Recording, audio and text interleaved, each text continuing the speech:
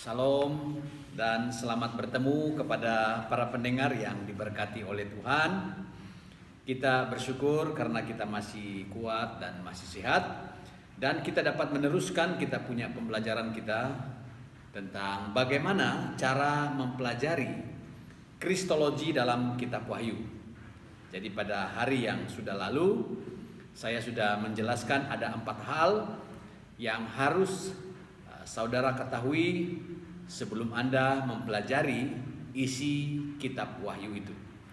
Baiklah, pada kesempatan ini kita akan melanjutkan bagian yang pertama, dan pada hari ini adalah bagian yang kedua. Tapi sebelum itu mari kita mohon pimpinan daripada Roh yang Kudus melalui doa. Mari kita berdoa. Tuhan Yesus, saat ini kami mau belajar akan firman-Mu, di mana hamba-Mu mau mengajar para pendengar dan jemaat Tuhan yang ada di luar sana bagaimana cara memahami kristologi dalam kitab Wahyu ini, supaya para pendengar dapat mengikutinya, dapat melakukannya sendiri apabila mereka memahami bagaimana cara mempelajari tentang kristologi dalam kitab Wahyu ini. Di dalam nama Tuhan Yesus kami siap untuk belajar. Haleluya. Amin.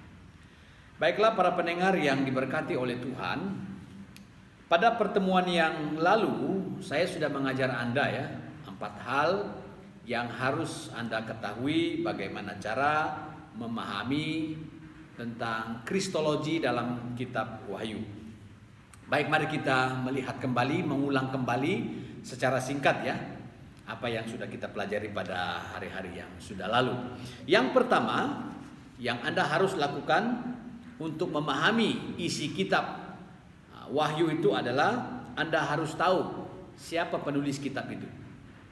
Dan hal yang kedua, Anda harus tahu apa tema utama kitab Wahyu itu. Nah, itu yang sudah saya ajar pada minggu yang lalu Lalu hal yang ketiga, Anda juga harus tahu apa tujuan kitab Wahyu itu ditulis dan bagaimana keadaan atau bagaimana kondisi jemaat di 7 kota di Asia Kecil pada waktu itu. Sangat penting saudara tahu itu. Lalu yang keempat, Anda harus tahu apa jenis kitab itu atau genre dari kitab Wahyu itu. Nah, itu adalah 4 hal yang pada bahagian yang pertama saya sudah jelaskan kepada saudara. Nah, jadi untuk kelanjutannya pada hari ini, hal yang kelima yang Anda harus tahu bagaimana cara untuk mempelajari tentang Yesus Kristus atau kristologi dalam kitab Wahyu adalah bagaimana cara menafsir kitab Wahyu. Itu hal yang kelima. Cara menafsir kitab Wahyu. Bagaimana cara menafsir kitab Wahyu itu? Saudara, cara menafsir kitab Wahyu Anda harus menggunakan berbagai analisis yang dipergunakan oleh teori eksegesis dan hermeneutik. Eksegesis dan hermeneutik, ada teori yang akan diajar nanti apa yang Anda harus lakukan. Sepertinya saudara harus analisis konteks. Dia berbicara atau bercakap tentang apa dalam konteks yang saudara teliti itu. Lalu saudara harus analisis latar belakang. Nah, tujuan penulisan sudah saya jelaskan pada hari yang sudah lalu Saudara harus analisis latar belakang. Latar belakang ini adalah apakah aspek-aspek yang menyebabkan munculnya konteks historis itu. Dan harus saudara ketahui Lalu saudara harus analisis batas awal dan akhir suatu konteks. Nah, saudara harus tahu awal dan akhir satu konteks. Saya beri contoh. Andai kata kalau Anda mau meneliti atau menganalisis Matius pasal yang ke-19 ayatnya yang ke-27 sampai ayatnya yang ke-30, saudara harus tahu konteks itu berawal di mana dan akhirnya di mana. Nah, seperti yang saya katakan tadi, saudara harus tahu. Jadi, awalnya konteks Matius 19 ayat 27 sampai ayat 30 itu awal ceritanya di ayatnya yang ke-13. Matius pasal 19 ayat 13, dan akhirnya batas akhirnya adalah Matius pasal 20 ayat 16. Itulah batas awal dan akhir Matius pasalnya yang ke-19 ayat 27 sampai ayatnya yang ke-30. Jadi itu yang harus saudara ketahui ya. Harus tahu batas awal dan akhir suatu konteks. Nah, selanjutnya saudara harus analisis sastra. Ya. Analisis sastra maksudnya saudara harus tahu jenis kitab apa itu atau genrenya. Sudah saya jelaskan pada hari yang sudah lalu ya. Kalau genre atau jenis kesustraan kitab Wahyu itu adalah wahyu dan nubuat. Nah, itu harus saudara ketahui. Lalu saudara harus analisis studi kata. Jadi analisis studi kata ini adalah saudara harus meneliti sebuah kata di dalam konteks historis itu. Contoh ya, kalau saudara meneliti makna kata ular yang terdapat di dalam Matius pasalnya yang ke-10 ayat 16. Matius 10 ayat 16 ya. Coba perhatikan. Lihat, aku mengutus kamu seperti domba di tengah-tengah serigala. Sebab itu hendaklah kamu cerdik seperti ular dan tulus seperti merpati. Jadi kalau saudara analisis kata ular ya, saudara harus melihat konteks keseluruhannya. Dan apakah ular yang digunakan dalam Wahyu itu sama seperti apa yang digunakan oleh Matius pasal yang ke-10? Coba kita perhatikan dalam Wahyu ya. Wahyu pasal yang ke-12. Wahyu pasal yang ke-12 ayat 9. Dan naga itu si ular tua yang disebut iblis atau Satan, yang menyesatkan seluruh dunia, dilemparkan ke bawah. Ia dilemparkan ke bumi bersama-sama dengan malaikat-malaikatnya. Jadi saudara harus analisis sebuah kata atau makna sebuah kata di dalam konteks historis itu. Nah, jadi kalau saudara meneliti kata ular, apakah ular dalam Matius itu sama dengan ular yang dimaksudkan dalam Wahyu tadi? Nah, ini sangat penting dan ada banyak macam yang saudara harus analisis. Jadi sekali lagi saya katakan bahwa saudara harus menggunakan teori eksegesis dan hermeneutik yang benar. Baiklah saudara pendengar yang diberkati oleh Tuhan Yesus, perlu Anda ingat ya, sebagai satu catatan yang sangat penting apabila Anda menafsir kitab Wahyu ini. Ini hal yang sangat penting. Setiap saat Anda menafsir kitab Wahyu, hal ini saudara harus perlu ingat. Nah, hal yang pertama adalah Anda harus mengingat bahwa tujuan dan penerima pertama dari kitab Wahyu ini adalah orang-orang Kristen yang ada di 7 kota di Asia Kecil pada waktu itu. Nah, ini harus saudara ingat. Jadi tafsiran yang kita buat harus selalu berdasarkan konteks keadaan yang dihadapi oleh orang-orang Kristen di Asia Kecil pada waktu itu. Bukan berdasarkan pada apa yang kita alami sekarang ini atau saat ini. Itu tidak betul. Ini perlu saudara ingat ya, tujuan dan penerima surat Wahyu ini. Itu. Hal yang kedua, Anda harus selalu mengingat bahwa kitab ini yang berjenis atau bergenre apokaliptik dan profetik. Bermakna kitab ini berisi penyingkapan tentang siapa itu Yesus Kristus dan pesan dari Yesus Kristus kepada orang-orang Kristen di Asia Kecil pada masa lalu. Jadi ini saudara harus ingat. Kenapa?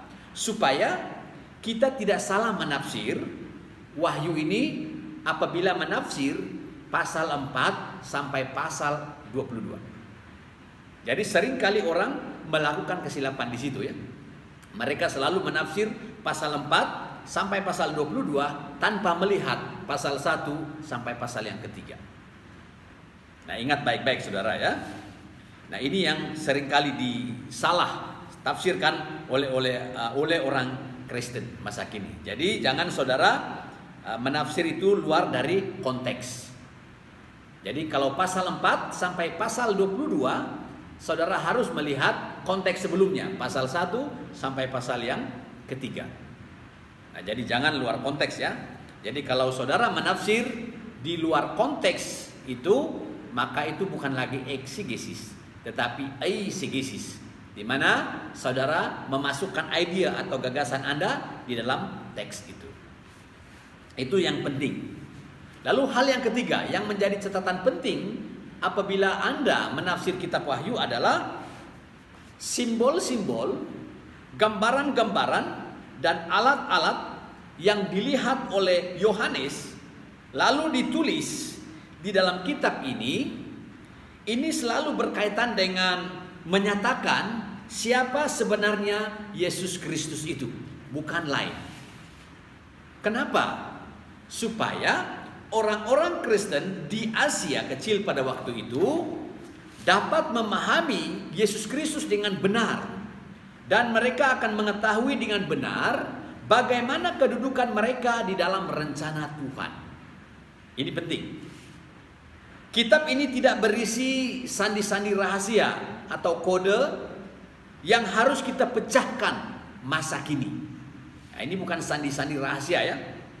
Semua yang dijelaskan di dalam kitab Wahyu ini dari pasal 4 sampai pasal 22 ini adalah penglihatan yang sangat jelas, yang bukan sandi-sandi rahasia yang harus kita pecahkan.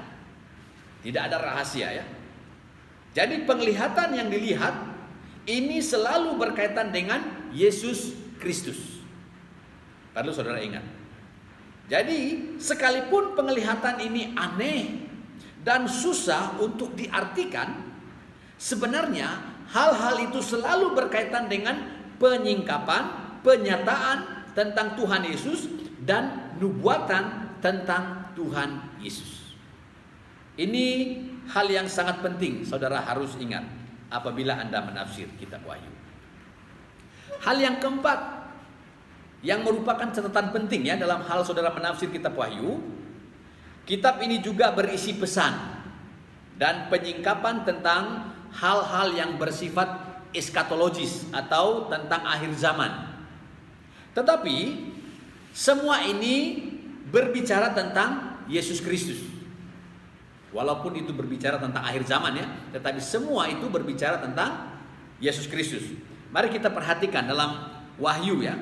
Wahyu pasal yang pertama, ayatnya yang ke-7. Lihatlah, ia datang dengan awan-awan dan setiap mata akan melihat dia. Juga mereka yang telah menikam dia, dan semua bangsa di bumi akan meretap dia. Ya, amin. Nah, ini berbicara tentang akhir zaman, tentang Yesus pasti akan datang. Lalu kita melihat di ayat yang ke-8. Aku adalah Alfa dan Omega, firman Tuhan Allah yang ada dan yang sudah ada dan yang akan datang, yang maha kuasa. Jadi ini berbicara tentang Yesus Kristus, bahwa dia yang pasti akan datang. Lalu kita melihat di pasal 22 ayat 20 ya. Pasal 22 ayat 20. Ia yang memberi kesaksian tentang semuanya ini berfirman, ya, aku datang segera. Amin. Datanglah Tuhan Yesus. Nah, jadi saudara, sekali lagi saya tegaskan bahwa kitab Wahyu ini juga bersifat eskatologis tentang akhir zaman, tetapi berbicara tentang Yesus, bahwa Yesus pasti akan datang. Baik, hal yang kelima yang harus saudara ketahui menjadi catatan penting apabila Anda menafsir kitab Wahyu adalah, kalau Anda menafsir angka-angka di dalam kitab ini, kita harus tetap memperhatikan konteks perikop, ya. atau kitab ini. Memang kitab ini banyak menyebut angka-angka. Nah, apalagi yang 666 ya. Kalau disingkatkan 666, nanti suatu masa saya akan menjelaskan itu sesuai dengan konteks ini. Apakah itu antikristus, vaksin yang dikata-katakan oleh orang sekarang, atau apa? Nanti saya akan jelaskan dalam satu masa ya. Baik saudara yang diberkati oleh Tuhan, ini ada 5 hal yang saudara harus ingat dan harus saudara tekankan bahwa kalau saudara menafsir kitab Wahyu, kelima hal itu sangat penting. Apa yang sudah saya jelaskan tadi ya. Oke, lanjut. Hal yang keenam, dalam hal kita mempelajari bagaimana cara memahami kristologi dalam kitab Wahyu, hal yang keenam adalah hindarilah menafsir kitab ini secara alegori. Alegori ya. Alegori artinya jangan menafsir Alkitab ini secara berlebihan atau yang tidak masuk akal. Tidak masuk akal maksudnya yang tidak boleh diterima. Contoh ya, contoh. Mari kita perhatikan Matius 24. Matius 24 ayat 29. Matius 24 ya. Matius 24 ayat 29. Segera sesudah siksaan pada masa itu, matahari akan menjadi gelap dan bulan tidak bercahaya, dan bintang-bintang akan berjatuhan dari langit, dan kuasa-kuasa langit akan goncang. Nah, jadi kalau kita menafsir dalam ayat 29 ini, bintang-bintang akan berjatuhan. Jadi ada orang mengatakan bahwa bintang akan berjatuhan. Jadi kalau bintang betul-betul jatuh dari langit, apa yang berlaku? Mana yang besar? Bumi atau bintang? Bintang bukan?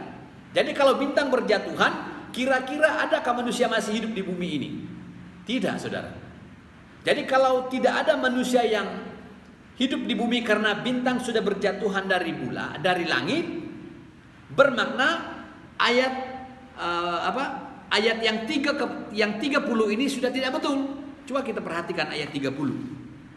Pada waktu itu akan tampak tanda anak manusia di langit, dan semua bangsa di bumi akan meratap. Dan mereka akan melihat anak manusia itu datang di atas awan-awan di langit dengan segala kekuasaan dan kemuliaannya. Nah, jadi kalau bintang itu betul-betul jatuh, jadi semua manusia mati, siapa lagi yang meratap? Dan siapa lagi yang melihat anak manusia datang? Begitu kan? Nah, jadi maksud saya di sini adalah hindarilah menafsir kitab ini secara alegori, berlebihan atau yang tidak masuk akal, tidak logik. Oleh sebab itu harus melihat konteksnya. Nah, inilah yang harus saudara ketahui. Baik, saudara yang diberkati oleh Tuhan, itu adalah 6 hal ya yang saudara harus ingat apabila Anda menafsir kitab Wahyu ini. Baik. Tadi 5 ya. Yang kelima itu adalah cara menafsir kitab Wahyu. Nah, sekarang yang keenam, yaitu kita harus tahu tahun penulisan kitab Wahyu ini dan siapakah kaisar-kaisar yang memerintah di kerajaan Romawi atau di kerajaan Roma pada saat kitab Wahyu ini ditulis.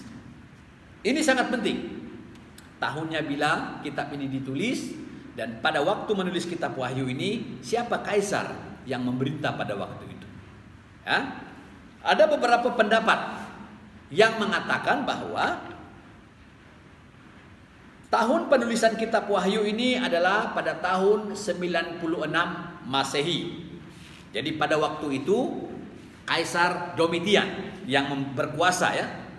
Jadi pada masa Kaisar Domitian memimpin, Kaisar Domitian memerintah agar masyarakat kerajaan Roma harus menyembah kaisar yang hidup sebagai dewa. Nah, ini ada yang berpendapat seperti itu, bahwa waktu kitab Wahyu ini ditulis, Kaisar Domitian yang memerintah. Lalu pendapat yang kedua, ada yang mengatakan bahwa kitab Wahyu ini ditulis pada tahun 54 sampai 68 Masehi. Ya. Ini sebahagian yang berdebat. Jadi kaisar yang memerintah pada waktu itu kata mereka adalah Kaisar Nero. Jadi saudara, ini bermakna kalau tahun 54 sampai 68 Masehi bermakna kota Yerusalem dan bait suci di Yerusalem pada waktu itu belum diruntuhkan oleh Kaisar Darius. Ya, bermakna kitab Wahyu ini lebih awal. Jadi saudara, pendapat sepertinya yang kedua ini diterima. Kenapa? Sebab dalam Wahyu 13 ayat 18 ya, kita perhatikan. Dalam Wahyu 13 ayatnya yang ke-18.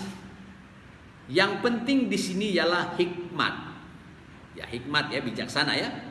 Barang siapa yang bijaksana, baiklah ia menghitung atau mengira bilangan binatang itu. Karena bilangan itu adalah bilangan seorang manusia. Dan bilangannya ialah 666.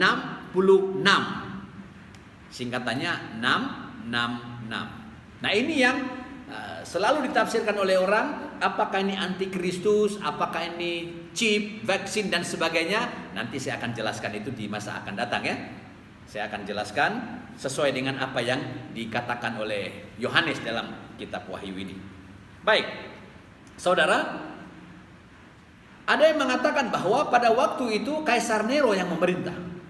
Jadi berdasarkan Wahyu pasal 13 ayat 18 ini, Yohanes menunjukkan kepada Kaisar Nero. Nah, jadi Kaisar Nero adalah seorang kaisar yang sangat terkenal kejamnya, sangat kejam terhadap orang-orang Kristen pada waktu itu. Di mana Kaisar Nero telah membakar kota Roma pada tahun 64 Masehi.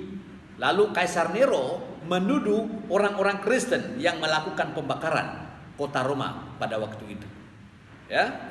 Jadi kalau kitab Wahyu ditulis pada masa kepemimpinan Kaisar Nero di kerajaan Roma, ini dapat diterima. Karena Wahyu 13 ayat 18 dijelaskan di situ bahwa Yohanes menyinggung tentang Kaisar Nero. Jadi pertanyaannya adalah, mengapa Yohanes menyinggung Kaisar Nero dalam Wahyu pasal 13 ayat 11 sampai 18? Mengapa? Karena latar belakang kitab ini ditulis pada waktu Kaisar Nero memerintah di kerajaan Roma pada waktu itu. Jadi satu masa nanti saya akan jelaskan ya apa yang dimaksudkan oleh Yohanes dalam Wahyu pasal yang ke-13 ayatnya yang ke-18. Nanti saudara akan ikut pembahasan saya selanjutnya. Lalu ada pendapat yang ketiga yang mengatakan bahwa kitab Wahyu ini ditulis pada tahun 98 sampai 100 Masehi. Jadi pada waktu itu kaisar yang memerintah adalah Kaisar Trajanus. Jadi satu kebijakan Kaisar Trajanus adalah dia memerintahkan agar setiap orang di dalam kerajaan Roma harus menyembah kaisar-kaisar yang sudah meninggal. Jadi kaisar yang meninggal dia memerintah rakyatnya supaya menyembah. Nah ini ya aneh daripada setiap kaisar itu. Jadi saudara yang diberkati Tuhan, ini adalah beberapa pendapat para ahli ya tentang tahun penulisan kitab Wahyu ini dan kaisar-kaisar yang memerintah pada waktu itu. Nah jadi dari ketiga pendapat ini ya, pendapat yang kedua ini dapat diterima karena Yohanes menyinggungkan tentang Kaisar Nero dalam Wahyu pasal yang ke-13 ayatnya yang ke-18. Baiklah saudara pendengar yang diberkati oleh Tuhan, demikianlah beberapa hal sebagai lanjutan ya pada bahagian yang pertama, dan ini bahagian yang kedua, bagaimana cara mempelajari kristologi atau bagaimana cara mempelajari Yesus Kristus di dalam kitab Wahyu ya. Jadi semoga apa yang sudah saya kongsikan kepada Bapak Ibu para pendengar di luar sana dapat membantu serba sedikit bagaimana cara mempelajari atau memahami Yesus Kristus yang ada di dalam kitab Wahyu ini. Jadi saya akan melanjutkan pembelajaran ini di masa akan datang. Harap Bapak Ibu dapat mengikutinya supaya Bapak Ibu juga dapat menafsir atau memahami Alkitab ini secara bersendirian, baik saudara di pejabat, di rumah, di mana-mana pun. Biarlah semua yang kita lakukan ini adalah untuk menyenangkan hati Tuhan di surga.